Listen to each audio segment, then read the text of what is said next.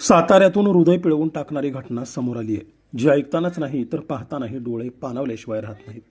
भारतीय सैन्य दलातील जवान प्रमोद जाधव हे पत्नीच्या डिलिव्हरीसाठी सुट्टीवर घरी आले होते व नियतीनं असा घाला घातला की सातारा तालुक्यातील दरे परिसरात झालेल्या अपघातात त्यांचा दुर्दैवी मृत्यू झाला.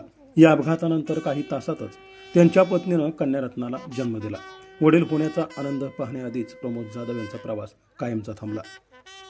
दरे तर्फपरळी या त्यांच्या मूळ गावी शासकीय इतमामात प्रमोद जाधव यांच्यावर अंत्यसंस्कार करण्यात आले आणि या अंत्यसंस्कारावेळी उपस्थित प्रत्येकाचं काळीज हिलावून टाकणारा क्षण समोर आला.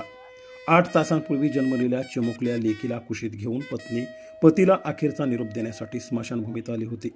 त्या आईच्या डोळ्यात अश्रू होते. कुशीत नवजात लेक होती आणि समोर देशासाठी प्राण अर्पण केलेल्या पतीचं पार्थिव. हा क्षण पाहून उपस्थितांचे डोळेही पाणावले. दरेगाव अक्षरशः अश्रूंनी ओथंबून गेलं होतं. देशासाठी सेवा करणाऱ्या या जवानाला गावानं अश्रूंतूनच अखेरचा सलाम केला.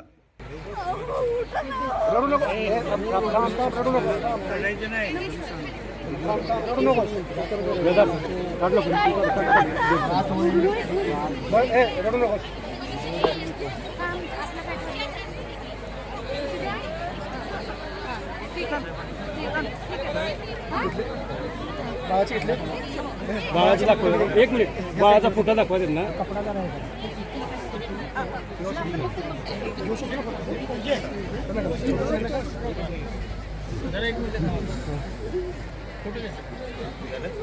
बाकी सगळे साईडला हो, पाठीमागचे चला साईडला बाहेर.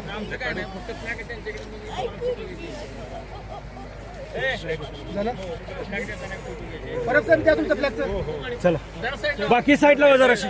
बाकी सर्व